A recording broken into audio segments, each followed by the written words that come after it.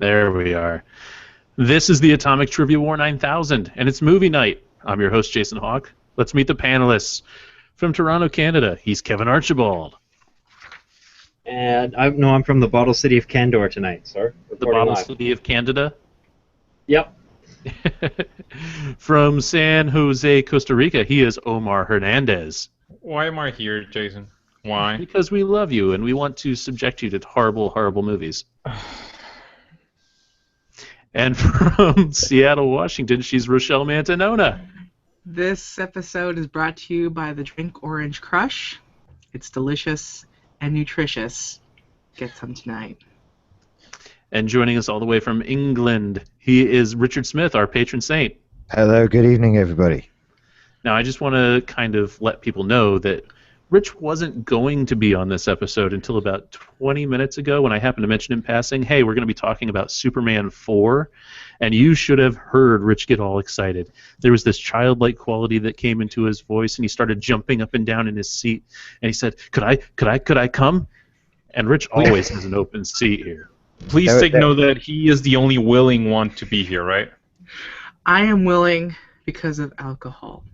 Well, I need allies to tell me how wonderful this movie is, and I think that Rich and I are probably on the same wavelength. But let's just kind of introduce it a little bit here. Superman 4, The Quest for Peace. We're talking about a 1987 movie, and boy, is this movie ever rooted in 1987. I'm surprised, though, at how low this falls on the IMDb-ometer. The IMDb rating, 3.7 out of 10. This is some sort of travesty. What did you guys think? Did you like it? That's a rather generous score, isn't it? It's so No, generous. it should have been 8 or 9 out of 10. I mean, this is Shawshank level of quality. No, 8 as a 8 for nostalgia. 8 for nostalgia, but then I tweeted about this. There's a scene in Shawshank where he crawls through a tube full of something that is of the level of this film, but that's the only thing it has in common with Shawshank. I'm so disappointed. And he is your ally, dude. He is your ally. I mean, this movie is crap, but it's a lot of fun. It's a lot of fun, and I have a lot of affection for it. It has a special place in my heart, but let us not kid ourselves. This movie is a big piece of shit. It is not good, but just because it's not good doesn't mean it can't be fun, and that's the whole premise of movie nights, is finding joy in the crap. And you know what makes this movie fun? I just thought about this earlier today. I was like, you know what? I had a long, hard day at work. I'm going to drink tonight before we do the recording. So I was like, you know what? Had some dinner, started drinking. I'm like, I'm going to watch this movie at double speed while drinking vodka. Was the sound on as well? Or yes, the sound was on too. It was. So everybody spoke like really high? Is that how that works? Not really. It was actually a normal pitch and just really, really fast. And it was amazing. It was so much better. You basically robo-tripped this movie. It was great. I recommend all bad movies. You brought up the whole nostalgia thing, and you and I talked about this last week when we were discussing whether to do Superman 4. You said that you had great memories of it, and then one of the first things that I saw you posting on Twitter was, oh my god, this is not the way that I remembered it. Yes, absolutely. I basically tweeted, I was like, I'm so excited to watch this movie, and then 5 minutes in, I like put a link to Gob, a picture of Gob from Arrested Development, and said, I made a huge mistake. Job. His name is Job. It's Gob. Job. It's spelled Gob. We pronounce it Job. It's Gob. Oh, Lord. Well, in just a minute, Kevin is going to go ahead and give us the plot that's right there in the chat room. He's going to tell us a little bit about what Superman 4 is about, but I want to introduce it by saying, yes, this is a movie that should have cost $36 million to make. Because of the way that production went, because of the fact that Golan Globus is so incredibly cheap, they ended up making it on a shoestring for $17 million. That did not make that money back at the box office. I mean, regardless of what they actually spent on marketing, it only made back just shy of $16 million. This is the movie that officially killed the Superman franchise for 19 years. After Superman 4, boom, disappeared. I think you're wrong with that. I think Superman 3 killed the franchise. Now, you argued with me on that on Hangouts earlier this week. I don't remember 3. It was the computer one. That is arguably like the worst Superman movie ever. Superman 3 is the one with Richard Pryor, and it's one that they joke in Office Space about, hey, Office Space is just the plot of Superman 3. That's right. Take a penny from every transaction until you're super rich. Richard Pryor. And it also had the thing with the red kryptonite and Superman going evil for a little while. But yeah, it was a mess of a film. And Omar, I think you have a good point to make in that if Superman 3 had been better, maybe Golan Globus wouldn't have gotten the rights to make Superman 4. No, So yes. you know what? I'm going to put it this way. If Superman 4 was Superman 3, we would have gotten a Superman 5 probably. You know, And also, there was one planned. Had this been a success at the box office, Christopher Reeve already had this whole thing planned with Superman 5. I think it was called Superman, the Superman of Tomorrow, maybe, is what it was called. and the reason why this movie was so unsuccessful, Christopher Reeve wrote it, helped write it. You know what? I like Christopher Reeve. We'll talk about him more in a minute. But right now, Rest in Kevo, peace. tell us what Superman 4 was about. Superman 4. All the world's leaders hold their hands, sing Kumbaya, and allow Superman to throw every last nuclear missile into the sun, because that's how politics works. But Lex Luthor, recently escaped from prison with the help of Ducky from Pretty in Pink, has other plans. He uses stolen DNA to create a twisted Superman clone called Nuclear Man, intent on menacing the Great Wall of China, the Moon, and Muriel Hemingway. Who will win? Christopher Reeve's spit curl or Mark Pillow's beautiful feather dew? Dun dun dun. That's the Or plot should of I say- Superman 4. Dun dun dun dun dun dun dun dun dun dun dun dun. Superman. Come on, John Williams scores probably, along with the face of Christopher Reeve, is one of the few things that are preserved from the good films. And I hope all of us around the campfire here agree that 1 and 2 are the good films. And yeah, we're in agreement there, right? I mean, for 1 scale. and 2 are the good films by comparison, but Kevo, if you go back and watch Superman 1 and Superman 2, and I don't care if it's the Richard Lester cut or the Richard Donner cut, it doesn't matter. They're both very, very bad now in hindsight. You know, I had this tradition. Every time I was sick, I would stay home and watch Superman 2. And by the time he was, punching out those dudes in that Alaska bar for the second time, and, I felt better. I don't know what it was. It's just like watching that movie made me feel better. So You've name-checked directly probably the worst part of the early Superman films, which is that Superman acts like a hooligan and just straight up punches a couple of guys because he feels like it. no, because they have it coming. Superman is about justice, and that was justice. But in the alternate timeline where he goes back and punches them, they haven't committed the crime that he's angry about No, because wait, of no. time travel. No, okay, you're thinking about the second cut when he goes back in time. But in the original cut, that was all one timeline. He goes back and punches them after they've committed their crime, and now they're doing the time. They have to face up against the Man of Steel. Now, just to get us warmed up, I have some Superman trivia. 10 questions. Chime in when you know the answer. Are you ready? Yes. Yeah. Do it. Question number 1. To get beefed up for his role in Superman 1, not even getting to Superman 4 yet, just Superman 1, Christopher Reeve was trained by this man who wore the Darth Vader costume in the original Star Wars trilogy. Tall man. Prowse. David Prowse. Yeah. Kevin has David Prowse, exactly right. Number 2. What is the name of Superman's father, played by Marlon Brando in 1978 and Russell Crowe in 2013? Jor-El. Jor-El. Everybody gets that point. Number 3. Krypto was Superman's dog from the planet Krypton.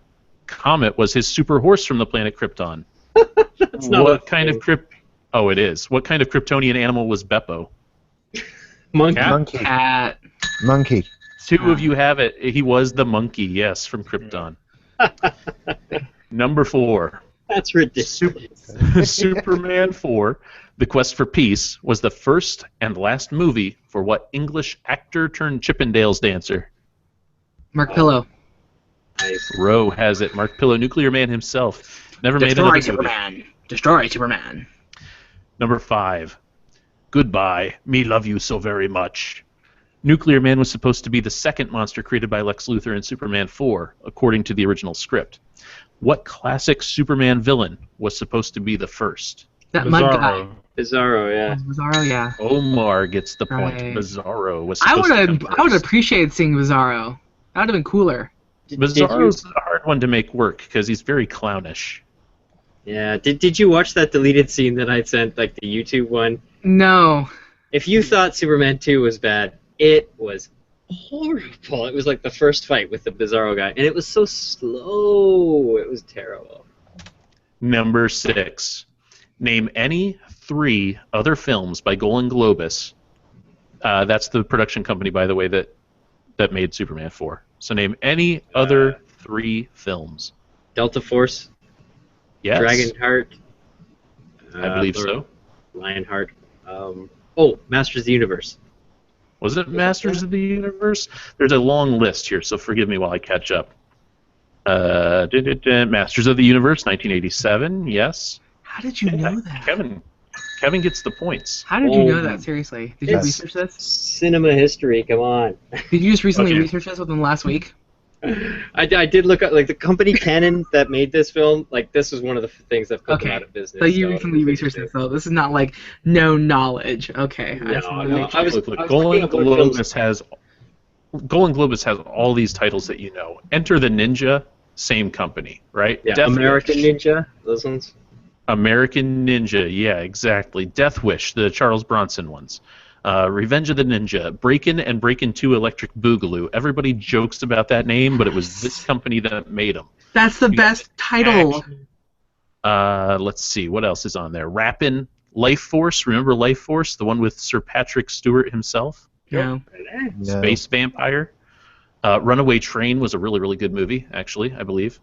You but don't know. not this one. No, I'm thinking of Throw Mama from the Train. Forget it. I was totally wrong. That was a good movie. Wow. It's a coffee table book. Okay, so back to the trivia. Number 7. Superman creators Jerry Siegel and Joe Shuster met as high schoolers in what United States city, which now bears an historical marker as the official birthplace of Superman? New York. No. Toronto. Baltimore. No. Alabama. Philadelphia. Alabama's not a city. Oh, a city, you said. I'm sorry. Philadelphia. Winnipeg. The correct answer is Cleveland. Oh, what a horrible. We should I know could if take nobody you- knows it. It's got to be Fuck. Cleveland. I could take you right now to Kimberly Avenue, where the house is, where they created Superman. Whoopity-doo! Indeed. Number 8. The Death and Return of Superman was released in 1992 and made huge headlines. What character delivers the killing blow to Kal-El in front of the Daily Planet building? Doomsday. Omar has it. Doomsday is the one who killed Superman. And he didn't really kill him. Yeah, well, that's Comes debatable. back to life, dude. Well, he comes back to life. He's resurrected, but that doesn't mean that he wasn't dead. Is Right? he still alive? Typical Messiah story, man. Number 9. In addition to Superman, list all 6 lead superheroes in the 2001 Justice League cartoon on Cartoon Network. Superman, Batman, John Jones, Hawk Girl, Wonder Woman, The Flash. You're my hero. Aquaman wasn't one of the lead characters on that one, Kevin. You get a point deducted. He never is. I never. Wait, what is this iteration of which you speak? It's the Justice League cartoon. It's like the best version of anything. Seriously. There's Justice League and Justice League Unlimited, and they were wonderful. They're all streaming on Netflix. Go watch them immediately. Seriously, it's worth watching like twice. This is my. Oh, I also got Green Lantern. Green Lantern. That's right. Green Lantern. You didn't say Green Lantern. It's right there on the list. Okay, good job. It's right here on my wallpaper. Look at my background, right there. Yes, but your wallpaper has Cyborg, and Cyborg is an abomination that should be cast off of the Justice League roster. Thank you. You're welcome. Number 10. According to several comics and the 2013 Man of Steel movie, the S crest sported on Kal-El's chest does not stand for Superman, but for what word in the Kryptonian language? Hope. Hope. Hope. And I didn't catch who said it first. Me. I Yeah, said we'll it. She said We'll let help. Bro have it as She a said hint. help. Help. I said hope. No, we're going to I replay. just She said watched help. Superman on Saturday, on Sunday. I just watched it recently. It's not called Superman, bro. Whatever, Man of Steel, same fucking shit. I want to start our discussion of Superman 4 by telling you that I watched it with my 3-year-old daughter. And How was Rylan it? is awesome. We actually watched it twice. Okay, 3 times. And The very first time she started jumping up and down on the couch right here in the basement, right here behind me, and she started screaming, "He's real! It's him! That's the real Superman!" Because she saw Christopher Reeve, and he matched everything that Superman should be as far as looks go. Yep, He she's got that right. The real Superman. Let's face it, Christopher Reeve is the real Superman. Yeah. Was. It's his face, his bone structure, the nose is perfect, the hair is perfect. Everything about his looks is Superman, and they've never recaptured that in the movies ever since. And that's bad. That's lamentable. I mean, if you're going to put Superman in a Justice League movie coming up, I'm not sure that Henry Cavill is the perfect look for Superman still. I thought the both Supermans did fine with Henry Cavill and I think Brandon they're fine. Fine is not the goal you should be looking for, though. You don't want. Actually, I thought Brandon Routh was actually kind of perfect when I think about it. Nah, he was good. Look, I said this on the Facebooks, and I stand by it. Superman is a dad fantasy. That's why Brandon Routh and Henry Cavill don't do it for me. Superman is Christopher Reeve. He's a man, but you see him as your dad. He could be your dad. Especially when he's Clark Kent. You see, there's my dad, but he can do amazing things like change tires and fix leaking pipes. He's all these things when he like takes off his Clark Kent clothes, and he can do amazing things. He's Superman. Henry Cavill is not my dad. Brandon Routh's not my dad.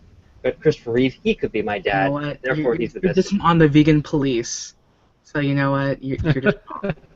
You're just What? Oh, Scott Pilgrim versus the World, the vegan police. That was a great scene. Yeah, it was a great scene. But the vegan police is not my dad either. You know, when people talk about superhero comics, especially movie adaptations, where there's the superhero and the secret identity, they often split it up. Because I've heard any number of times, you know, Michael Keaton was awesome as Batman, not sure about his Bruce Wayne. Or Val Kilmer was actually really, really good as Bruce Wayne. I didn't like him as Batman. So when you take it to Superman, how do you feel about the way that Christopher Reeve did Clark Kent? He was very goofy. Yeah, He was very goofy. Yeah. You know what? But I think that's a good Clark Kent, actually. It depends The because bumbling, incompetent Clark Kent, you like that? he overdoes it in Superman 4. I'm not in saying Superman, I like in it. Superman 1 and 2, it's much more of a little bit measured, but in Superman 4, it's like way over the top, like that aerobic scene where he's like just doing. I don't know. There's one scene in Superman 2, in the I don't know, can't remember the Lester cut, the Donner cut, the Lester cut, I guess, when he's in Niagara Falls and he reaches in and he takes his glasses out of the thing, and then suddenly Margaret Kidder recognizes him as Superman, says, "You are Superman," and then he turns into his Superman character without the glasses, without anything else. He just straightens his shoulders, he straightens his back, and it's like he's turned into Superman just by his posture.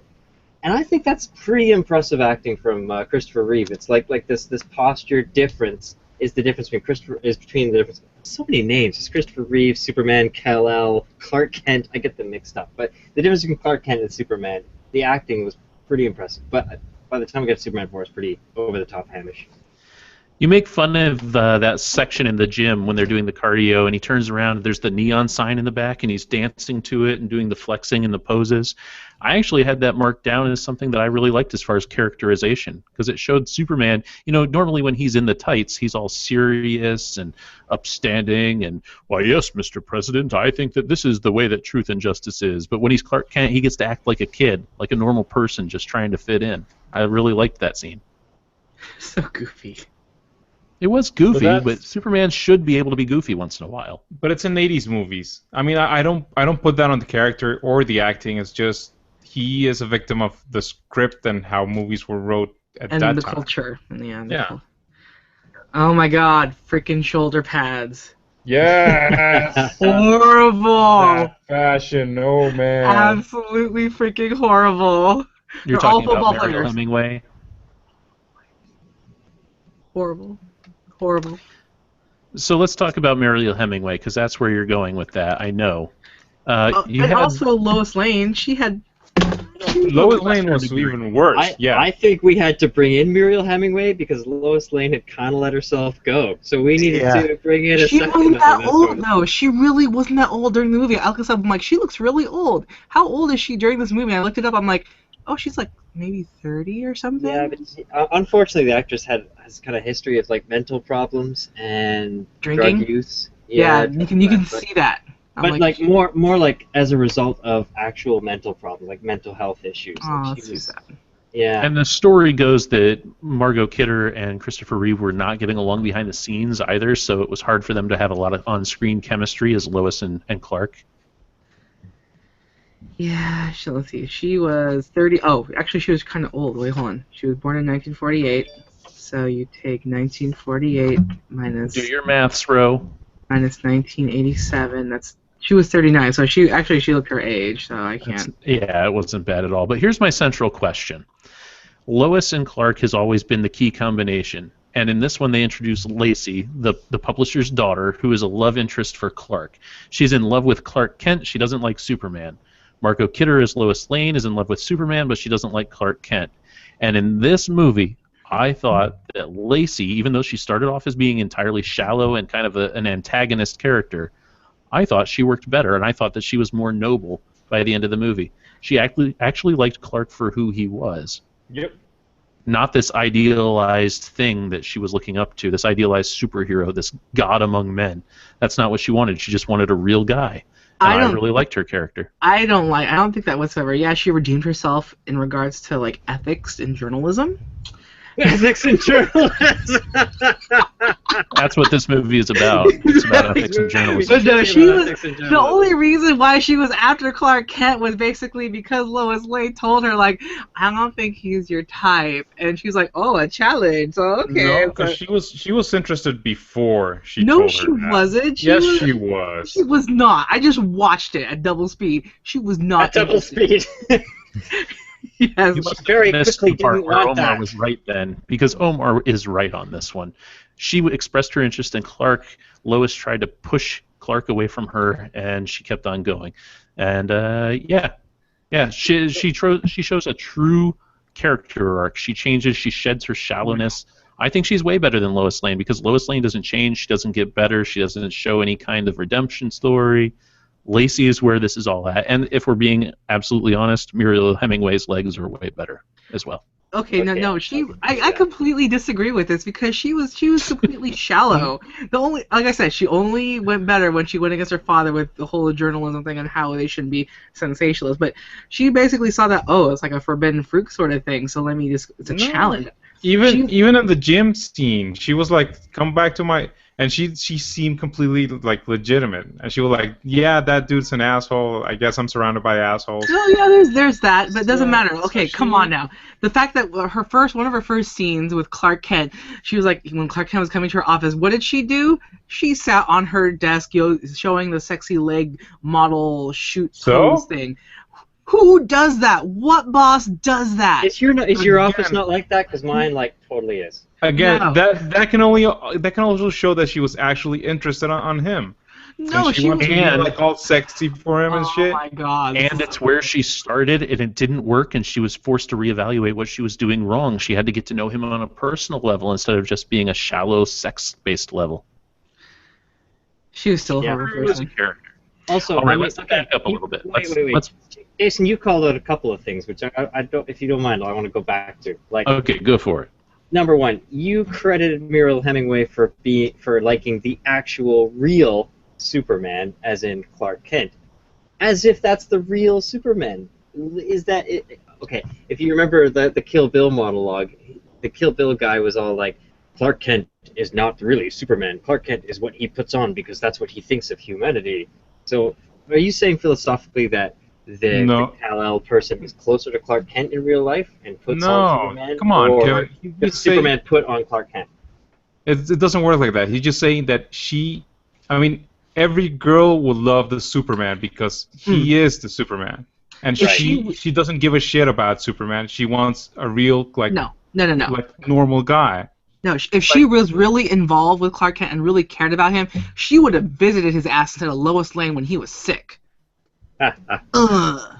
Okay, well, yeah, Lois is a bit of a...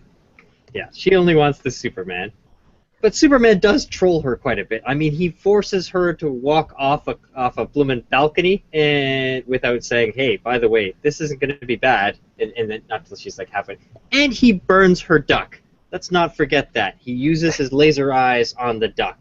No, he cooks it walls. perfectly. Lois says, I've never had a duck come out so perfectly. You weren't even watching the movie, Kevin. Wow, Your Kevin. opinions from here on out. They fall on deaf ears. So here's the thing. Did you guys ever think about this when you're watching the movie? Like, if Clark Kent was really representative with like humans of America, he would be like the most prolific serial rapist known to man. There were some problems with that in this movie, weren't there? Seriously, Yes. the whole kiss of forgetfulness. Right, the mind rape that goes on here is unforgivable. Yeah. Oh my god! But you're assuming that he's a bad guy and he would actually do that. If he was like a true, like, you know, if he was like not True what? What? You say it. American. Sorry. For someone who think speaks a lot of what Ro is feminism, saying- dude, I'm just. I think that what Ro is saying Men are is pig. that regardless of what sexual content there may or may not have been, or overtones or subtext, Superman straight up he violates Lois Lane's being. He takes away her memories. He shows her something and then forces her to forget. He basically gives her a date rape drug to make her amnesiac. Oh. I'm not laughing at the thought, but it's horrible. Absolutely. Superman does not give the kiss people of date rape forgetfulness. drugs. Let's get that clear. The kiss of forgetfulness is a total breach of truth, justice, and the American way. It's a freaking roofie. It's all it is it's a roofie. And it's the second time that he does it, because he did it in a previous movie as well. Superman 2, right? And that's the only way that Clark Kent actually, that's the only way he thought he could like relax, is like, hey, I'm not feeling too good, Lois. I don't want to go to that little whatever shindig. I need to get some fresh air. And then he starts walking like that. He realized like, I need to go fly with her to make myself feel better. So technically, in a way, it's the essence of him getting his rocks off and making her forget about it afterwards. Wow. So technically, it's a form of rape. You guys He are stripped dark. her of her agency. Wow, you guys are dark. Dude, I deal with this every day at work.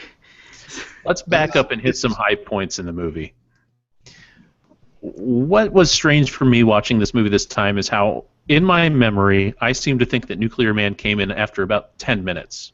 And Nuclear Man didn't show up at all until right at the end. I misremembered the missile launch sequence, where all the nukes are fired up into space, as pretty much being the beginning sequence, the first 5 minutes. And it doesn't happen until like an hour in. Oh my god. Did that surprise you? I totally agree with you. Because, I'm sorry, Omar, but remember how last week I was thinking that Nuclear Man was from Russia? I totally thought he was like some sort of Russian villain. It's only because I thought he was from Russia was because he wasn't even used with a Russian missile. They showed 2 different Russian missiles being launched. I thought was he attached to the Russian missile? No, American one. See, it's so weird because Gene Hackman's talking to the guys with like Russian accents and he's bribing them, and then suddenly we go into like an American bunker and he's It's like, wow, this makes no sense. I think one of them got this movie confused with Rocky IV. She thought that, it has a lot of was similarities. Draco. To be fair. Okay, Yeah. can I just say one thing? I'm really disappointed, dude. The distances and size, like relative size of things, are so off in this movie. Oh, sure. Superman throws a missile into the sun, and it reaches the sun about 2.5 seconds later. So it would have to be traveling at about, what, 20 times the speed of light? I tweeted that. I absolutely tweeted that. And I tweeted, you know what? This is what I thought. If Neil deGrasse Tyson did a scientific astrophysics review of this movie, he would lose his mind. Absolutely lose his mind at the untheoretical of the science of this movie. It's so horrible. Just basic stuff like, okay, the Statue of Liberty is at least 50 meters tall. How can it fit between 2 buildings? Oh, no. Also, wait.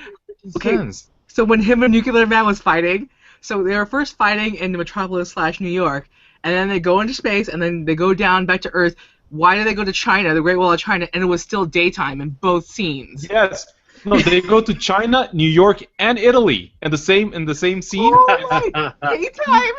You guys know how expensive night filming is. In fact, do you know how expensive it is to film in New York? This whole thing was filmed in Milton Keynes, England. I was going to say, you've got to wait for Milton Keynes train station to make an appearance as an American building somewhere at the end.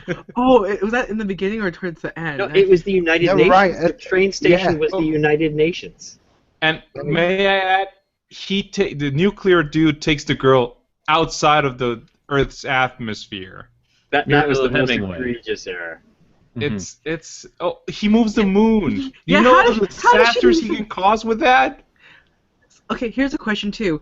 Spider-Man, Superman, and Nuclear Man were fighting on the moon. Nuclear Man took a big moon rock and then pummeled freaking Superman with it. How can he do that when there's no gravity? Oh Oh, no, there he is can gravity on pummel the him. moon. Barely any. There's Barely no any. gravity, and he pummel him. I mean, he can. If you throw something with force, it will just continue to move. I didn't believe it. That actually worked. The problem is, and why are they moving in slow motion? That's why? it. That's If how Superman you taught low me anything, gravity on a it's film. that everything on the moon goes in slow motion. Oh. Gravity's You know- not affected, but slow motion And is. Superman is stupid. You would think that he would realize, like, hey, I put him in the elevator. He is incapacitated. I'm throwing him on the moon. I'm not gonna cover him up though. Gonna just leave him there. There's a I'm gonna dark halt side you of right the here. moon.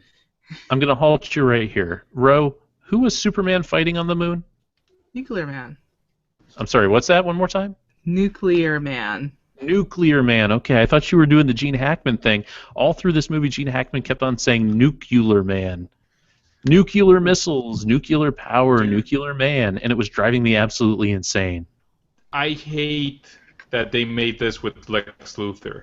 He's supposed to be the smartest dude ever. Oh And my he's an god. idiot. Well, When He's they a created complete him, idiot. The first Superman wasn't that different, though. And then That the second lab. one. that lab where they created artificial life, the plasma, and then the black powder that was the plasma his DNA, that little fatty tissue Ooh, and the balloon fabric. thing. Then they put the little piece of fabric, and the uniform is just built like Adam, because the computer inside the box. The computer, yeah. The computer is the key component, Omar. The computer gives it- that survived being launched into the sun. Yeah. Okay, I have a And- question for you. I have a question. So if you throw, as we all learned from this film, if you throw genetic matter into the sun, it makes a fetus. If at that point Superman stopped that, would he be killing a baby? Yes. This is a pro-life, pro-choice question for you right here. He's That- And you heavy. thought that our talk about the hypnotic kiss was dark? That's so dark. Come on. Is it moral for him to stop Nuclear Man at that point, or is that considered? That's an why he abortion? didn't. That's why he killed him as an adult. Well, Right. technically, since it was only about 3.5 seconds into the transformation process, I would say that that's not past the first trimester. So I think it would have been perfectly legal. Well, I'm not asking is it legal. I'm asking is it okay? Is it moral? Oh. Would Superman do it? Because Superman does a lot of things, that he wouldn't do a lot of things that are illegal because he's polite. I don't think Superman gives a shit. I'll He's be honest. conservative. We've already watched him turn back the entire planet just to save one person. I mean, That's true. that's kind of I get that he loves Lois Lane, but it's kind of a dick thing to do when you consider everybody's day that's going to fuck up. And he doesn't care. You know what it would be like? It would be like that episode of DuckTales where Huey, Dewey, and Louie faked they skipped a day out just so they can get their allowance to buy some sort of thing, and they missed a day, and all of Duckburg and their financial banks all went weird because Scrooge McDuck said it's this day, but everyone's like, what's going on? What's going on? That's what it's like that. That's what it'd be like. Yeah, we're like that one episode of BJ and the Bear. Because if we're going to throw out obscure references that are... People understand my reference. Let me know if you understand my reference at ATW9K on Twitter, Facebook.com/ATW9K, at Rosaka M. I am in total agreement, though, with Omar. I think that this was not a good Lex Luthor. He was not a good Lex Luthor in the first two films. He was very, very weak. He's a bumbling fool. And yes, while he's a genius scientist who can pull off creating life in a lab and throwing it into the sun and creating a nuclear-powered man, Gene Hackman is not good as Lex Luthor where it comes to character. I didn't like him at all. I blame the director and writers more for that, because Gene Hackman is Gene Hackman, and we know he can be a bad guy if he wants to be a bad guy. He should have been a bad guy, and that's the thing that was missing. He had no menace. Yeah. He didn't have anything that Clancy Brown had. Yeah, Clancy Brown was the best Lex Luthor ever. You're saying you didn't feel it at all on the... Okay, he was all over the map, I'll give you that, and he was ridiculous and dreadful and whatever. But on the balcony, I thought, you know what? He's acting circles around everybody. That one part where he's on the balcony and he first, Nuclear Man is there. I thought, wow, he actually brought his A game for that, like, 1 minute there. I'll give you that, because like, he basically, like, because like Nuclear Man was all like, yeah, I am the father now, blah blah blah, and he's like, come on in, let's talk about this, and he walks all in and he's like, oh, I lose all my power because the sun's not there. He does smarm well. He comes off as being slimy, though. All that is smarmy and slimy, and he's not menacing. He's not powerful. He doesn't come off as being totally in control and calculating and having a grand master plan. And it's not like he knew that the lights would turn him off. I mean, that was just a coincidence. Can we talk about something we all agree on? What about his taste in women? I mean, he's randomly dancing with Marie Antoinette in part of this film. They never explain it. It's just like, oh, there's Marie Antoinette. What's going on there? I'm sorry, I don't mean to interrupt, but I just got a tweet from Iceman48. He's like, DuckTales, really? Yes, really, absolutely. I'm sorry. DuckTales is awesome. DuckTales is awesome. I remember pretty much a lot of episodes. DuckTales was awesome. I don't think that that's the issue at stake here. I think that the issue is we're talking about Superman, and you just pull out this random DuckTales episode from probably that's what it reminds 28 me. years ago. It wasn't. Was it 28? I don't even know. But it was a great episode. I remember that episode. So, just saying that. What was the name? What was his name? What was his name? Gizmo Duck. Gizmo Duck. Gyro Gearloose. Gyro Gearloose. Yeah. Wow, you are an expert. Maybe we need a DuckTales category for Roe. I think we've Somebody had make some that before. happen. Can I ask a question? I didn't understand. How did Nuclear Man fall in love with Lacey? How did that happen? Did he just look down and see the newspaper and then he wanted to get her? Kevin, I think that the more important question is, once he gets to have his way with her, wouldn't he kill her with the first orgasm? He'd probably dig his nails into her and then kill her. Going back to the Clerks argument, I'm sure. Superman, does he have to wear a kryptonite condom? Right? Wouldn't it make it I flaccid still think then? I think that'd make his knob drop off. Yeah, wouldn't it make it flaccid or something of some sort? It wouldn't even be useful. Let's talk about something else of extreme importance. That's important. Kevin, you brought up these weapon traders, these black market missile dealers, these people who are selling nukes to both sides to make a war profit. Their leader is Porkins from Star Wars.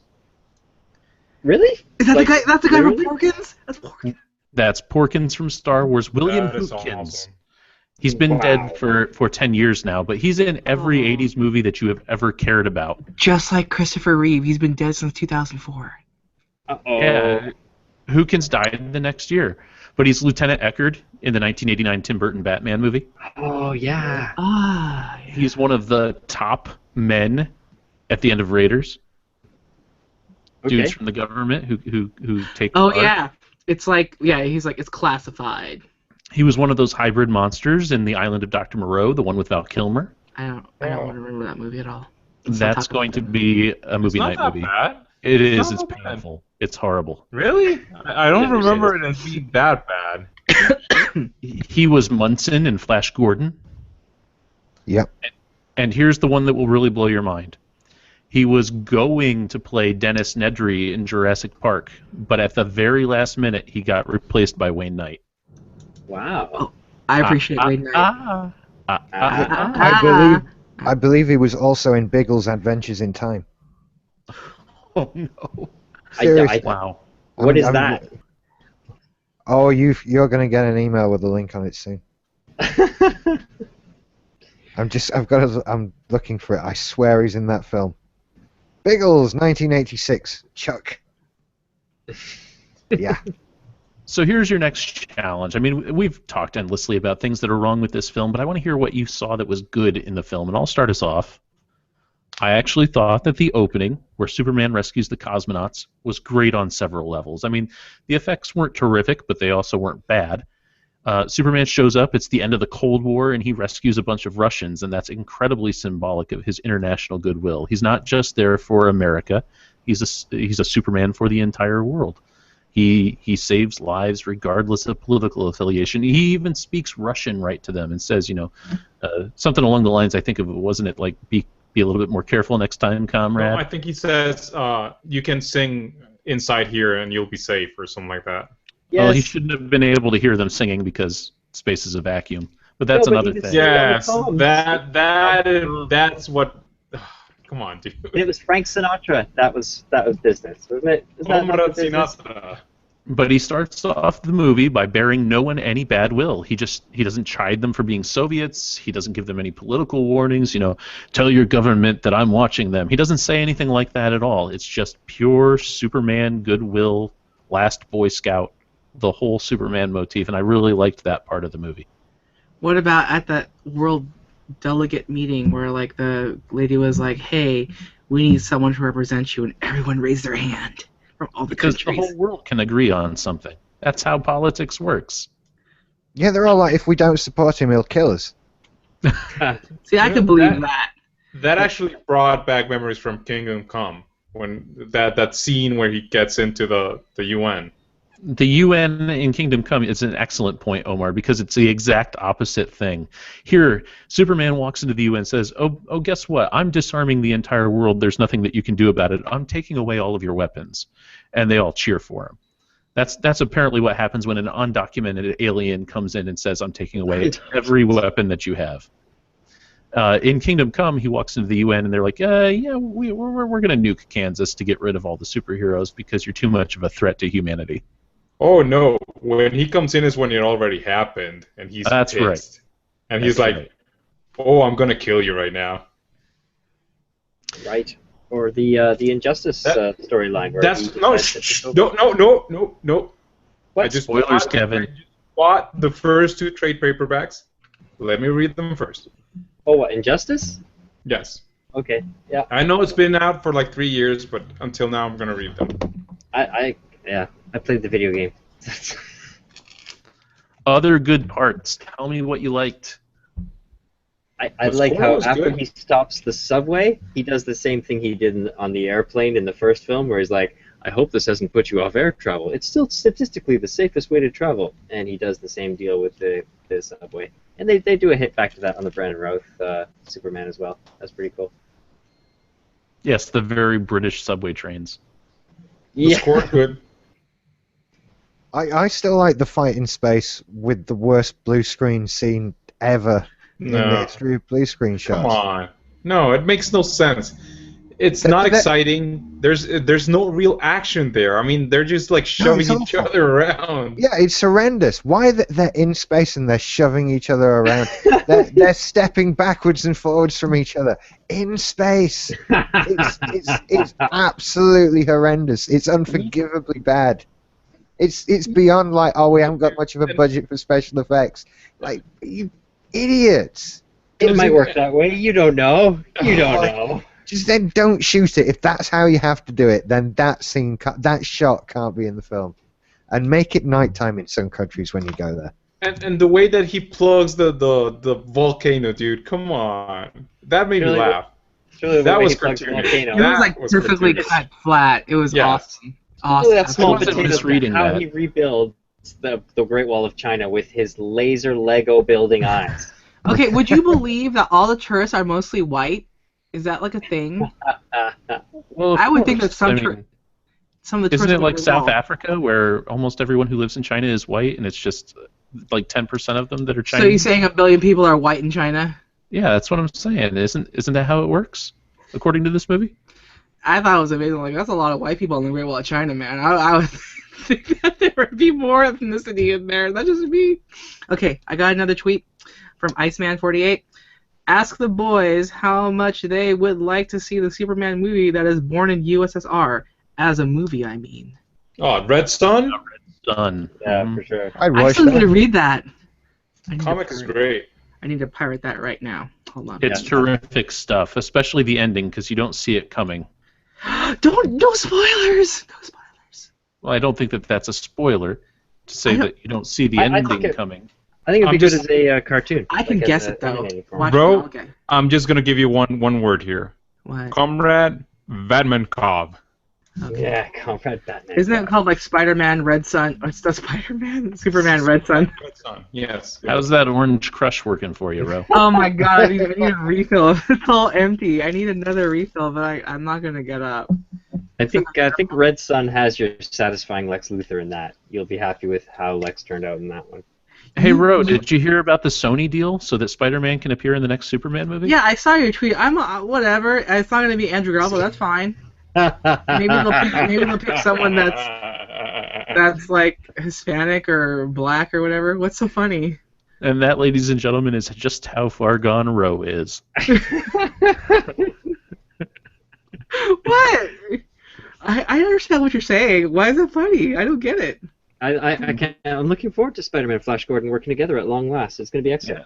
Yeah. Wait, what? Flash Gordon? What? I thought Sony lent their rights to back to Disney Marvel. Isn't that true? Yeah. So the Spider-Man's going to be in the next Batman movie with Archie. Yeah, there's going to be it's a cross-franchise now. Okay, stop messing with me. Batman and Archie are not going to happen. It's Batman Superman. Stop messing with me. Spider-Man, Transformers. You're going to love it. It's going to be great. I really like the one where they had the Bionic 6. Bionic 6. Ooh. Okay, I'm pirating the Superman comic right now. I have two. It's a confession. If you're going to do it, do All-Star and Birthright as well. All-Star and Birthright. And Injustice. I'm happy that the Pirate Bay is back up. So, We do not endorse piracy. Except, also add Final Crisis to that list. Okay. It's a real hit. Oh, yeah, Final We have Crisis. 3 titles. So Final Crisis, what else? Injustice. Injustice, and what else? Birthright Okay, thank you. and All-Star. Also, okay, I had to put this on my sticky so I can not forget. Sticky. Now that Ro has her reading list all set for the next week, don't forget, Ro, add that Spider-Man title where he totally goes out and fights the Tuscan Raiders. Okay.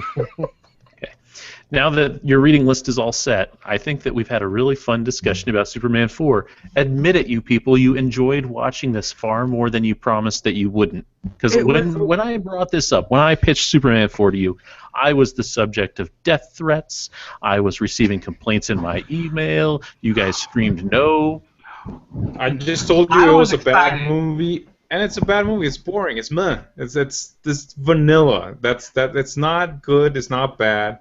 But it's so much fun. It's one of those special movies that is so bad that you can't help but laugh and get into it and have a lot of fun. No. And I think agree that's with that. probably that's why my little brother and I watched this on VHS over and over and over again through a good, I don't know, 5-6 years when we were growing up. This was constantly in the VCR. See, that's you, Yeah. and these are us crying here, and that's you. I think No.